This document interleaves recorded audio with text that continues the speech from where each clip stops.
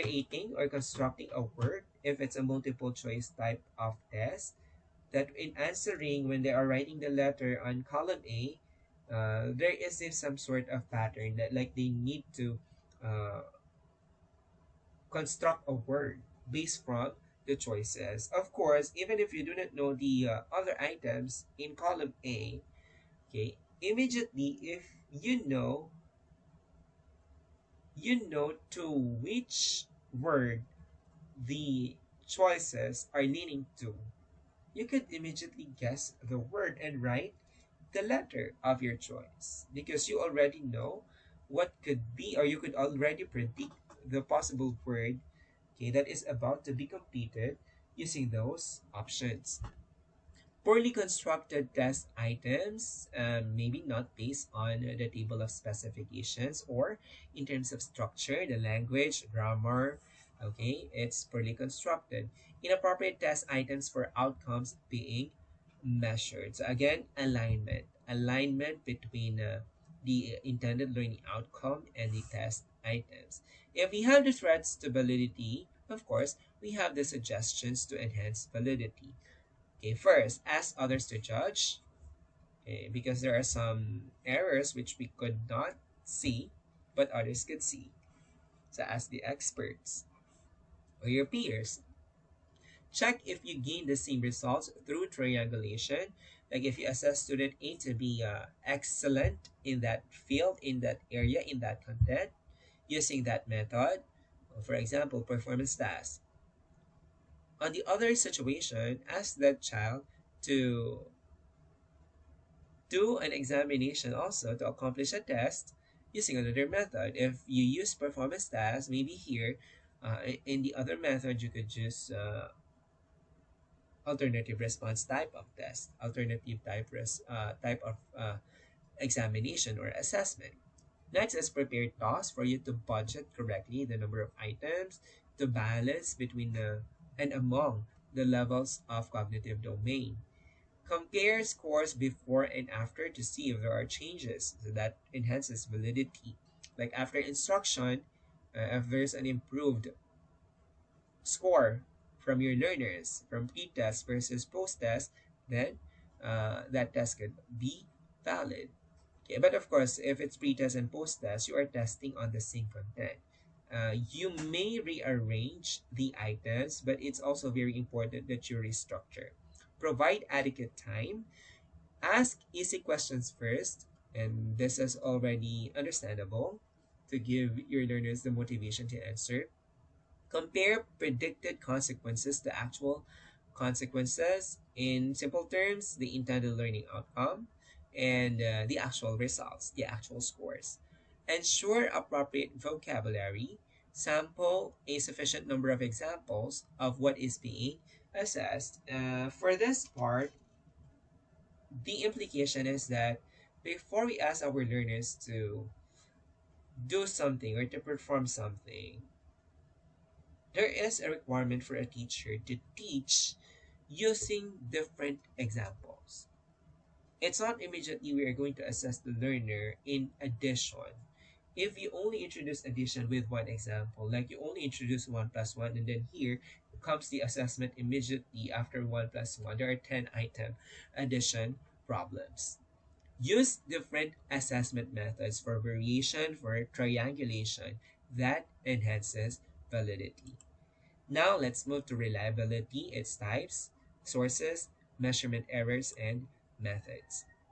Reliability refers to producing the same results if given to the examinee on two occasions. If validity is measuring what is intended to be measured, something considered to be reliable refers to providing the same results even if you administer the assessment twice or thrice, okay?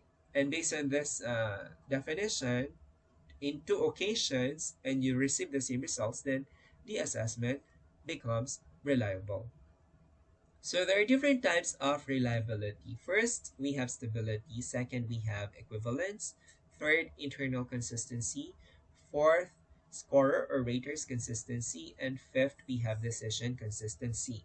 So when it says stability, uh, this refers to test retest reliability, okay, which correlates scores obtained from two administration of the test over a period of time. So you're just going to compare the scores on test, pre-test, and then see if there is correlation. If these scores are correlated, then your test becomes valid.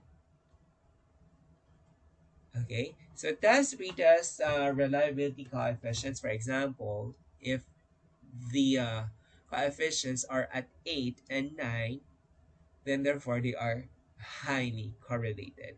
Okay, next is equivalence, which refers to two different versions of assessment tool, okay, which are administered to the same group of individuals. However, the items are parallel or, are common in theme and in content.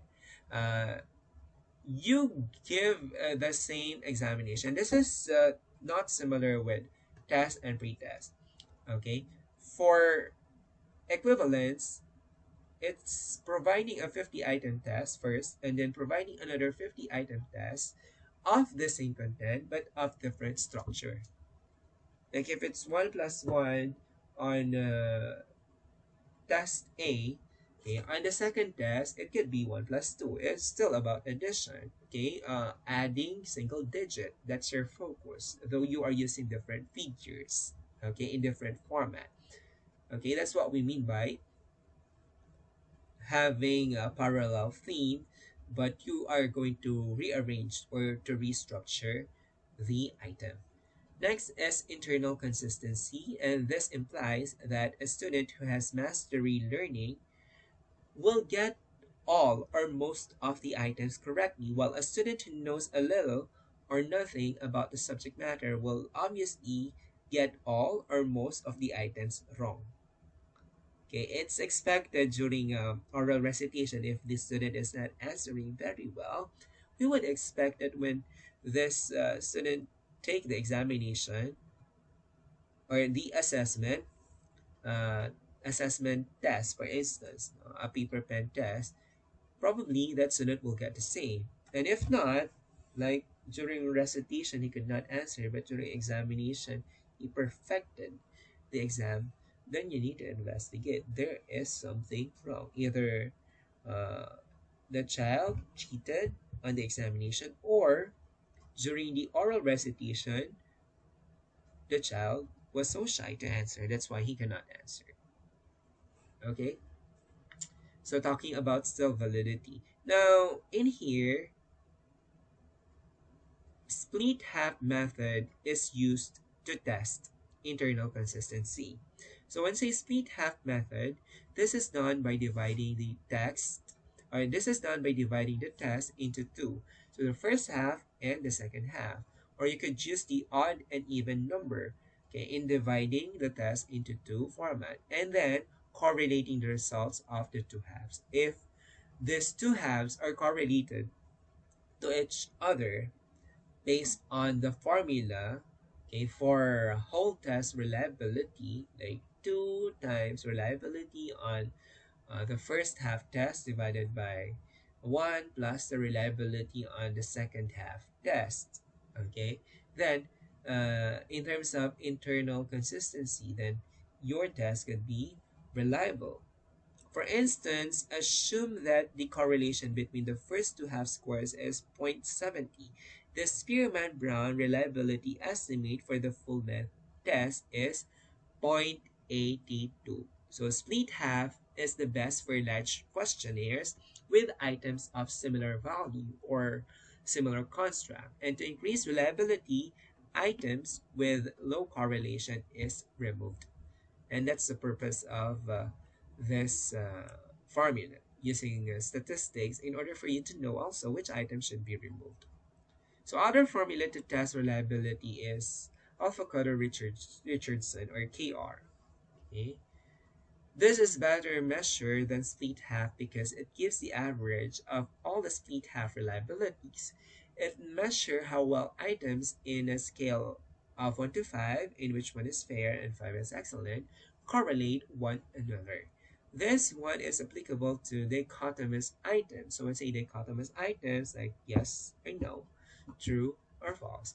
For internal consistency, results are below 0.50 means it has reliability. If you got zero point 0.5 to zero point 0.8, then it means that that score proves to have moderate reliability. Now, if the assessment has high reliability, then the score that you should get should be more than zero point 0.8. Aside from internal consistency, we have the scorer or rater's consistency.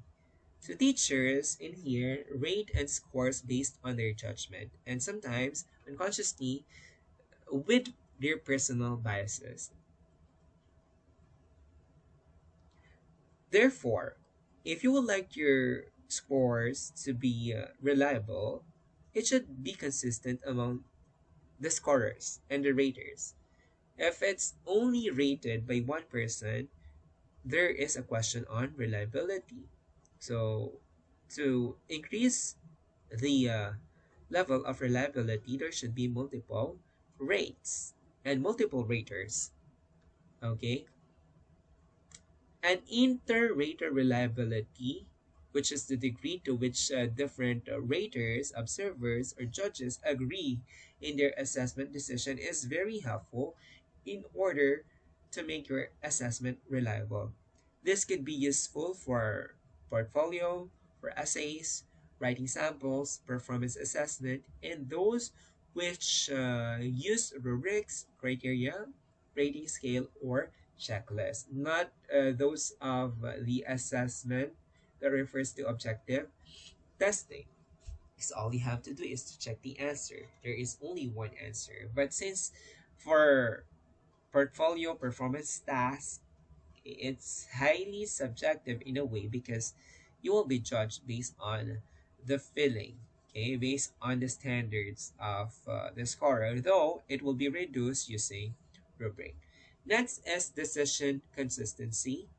Okay, this describes how consistent the classification decisions are rather than how consistent the scores are. So it's about the classification, not just the score.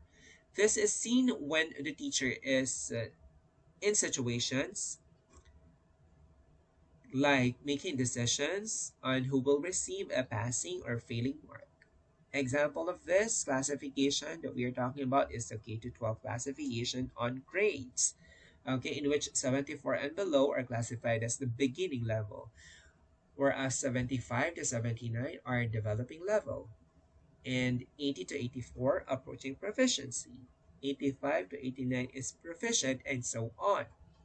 Though in here you can see in the scale that 84 is just 1 point away from 85, still the score is classified as approaching proficiency, even there is only 1 point difference. So students who got 84 have the same classification as those who got 80. Okay, they are in the same classification, though they are not in the same grade.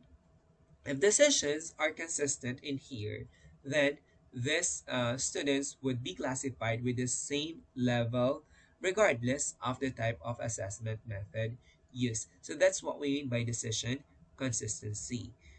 To make classifications, remember that we need to conduct different test administrations. And then we group the test scores. So from the scores, make classifications. Okay, so example, when you give the first test to 20 learners and gain this results, 5 out of 20 are in the beginning level. 10 out of 20 are at proficient level. Another 5 out of 20 are advanced level. While doing the second set of assessment to this 20 learners give you these results. 3 are at beginning level. So from 5, it changed to 3 on the second set. Okay, 13 are at proficient level. So from 10, it changed to 13. And 4 at the advanced level. So from 5, it decreased to 4. Meaning, 7 students retained in their classification based on the set 1 and set 2 examination. Okay, that is why the classification is 85% consistent. It's because 17 out of 20 retained their position. So that's what we mean by decision consistency. Another important aspect about reliability is measurement errors. So on your screen, you see the different factors, okay, of this measurement error. So it could be examining specific factors like the examinee is bored while taking the test, the examinee lacks motivation, or is ill.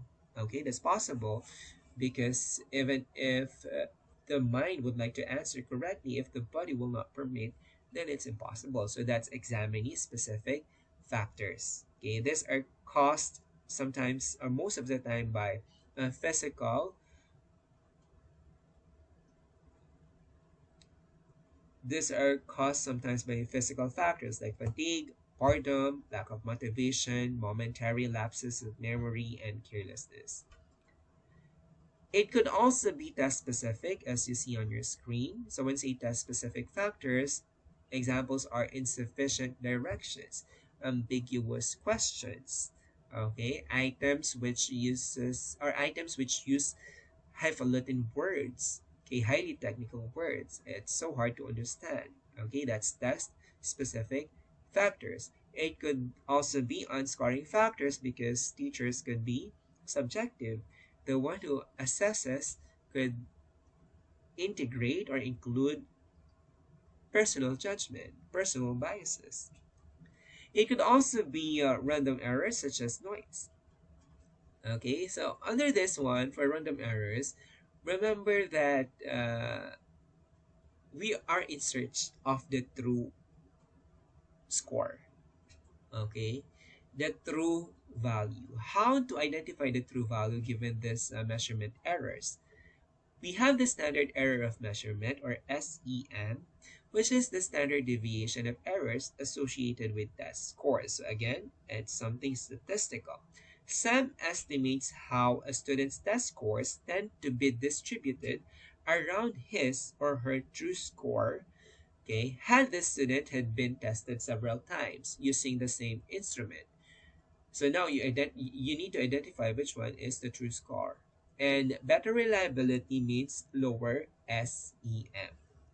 So if you gain a lower SEM, then the assessment becomes more or highly reliable.